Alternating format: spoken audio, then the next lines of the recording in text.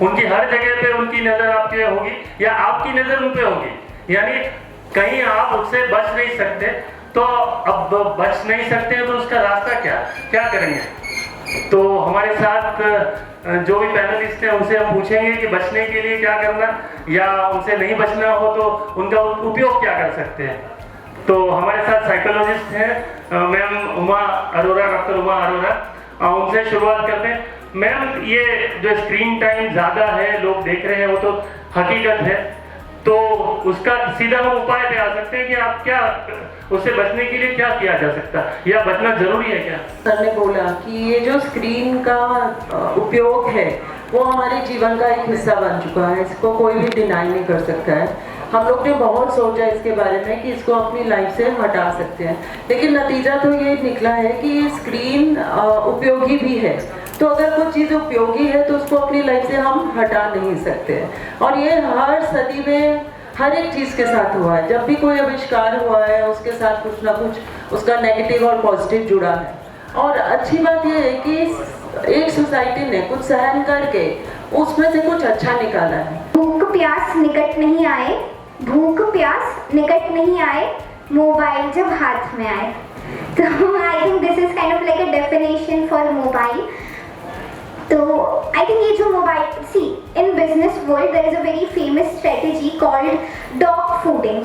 And इसके अंदर क्या होता है कि जो बिजनेसमैन होते हैं वो कोई भी प्रोडक्ट अपना निकालते हैं तो फर्स्टली वो खुद यूज़ करते हैं, वो एडवर्टाइज करते हैं कि see I am using this, so this is definitely good, तो आप भी यूज़ करें।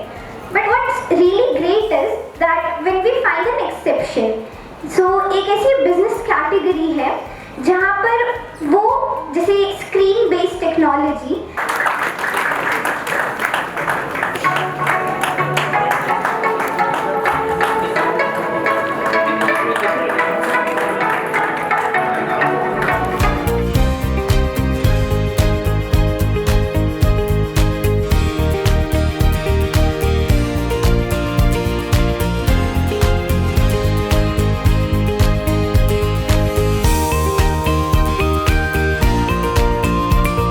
ડૉક્ટર રાધાકૃષ્ણ સર્વપલ્લીના નામથી આજે એવોર્ડ પ્રાપ્ત થવાનો છે, ત્યારે એ નામ જ આપણા માટે કાફી છે અને એ નામના હિસાબે મને આવવાનું વધુ ઈચ્છા થઈ।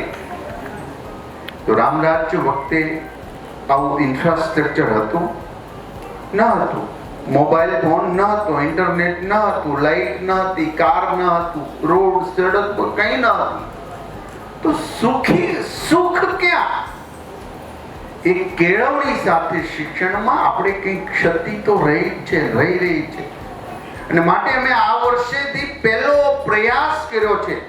આદરણીય નરેન્દ્રભાઈ મોદી સાહેબના માર્ગદર્શન નીચે એમના કહ્યા આપણે ગીતાનો અભ્યાસક્રમ ધોરણ 6 માંથી દાખલ કરી દીધો।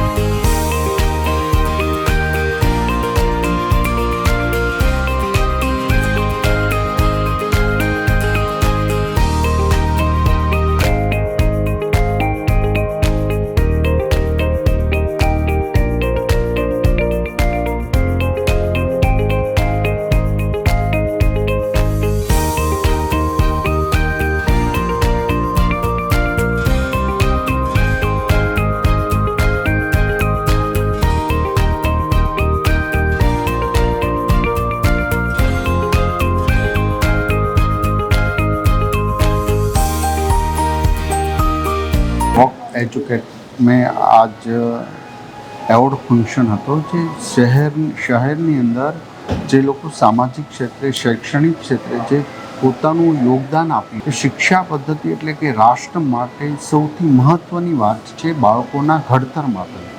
જે શિક્ષકો, જે આચાર્યશ્રી, જે શાળાઓ, જે ટ્રસ્ટીઓ, પત્રકાર મિત્રો પણ ખૂબ સારી મહેનત કરીને સારી સુરત શહેરના લોકો સુધી પહોંચાડે છે. આ તમામનું સન્માન કરવું અને એ મારા હસ્તક કરવું એ હું હર્ષને ગૌરવની લાગણી અનુભવું છું.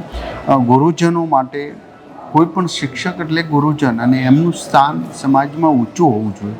દરેક ક્ષેત્ર પર જે શૈક્ષણિક અને સારું કામ કરે છે એનું સન્માન થવું જોઈએ, એમની પૂજા થવી જોઈએ, જે ભારતીય સંસ્કૃતિ છે.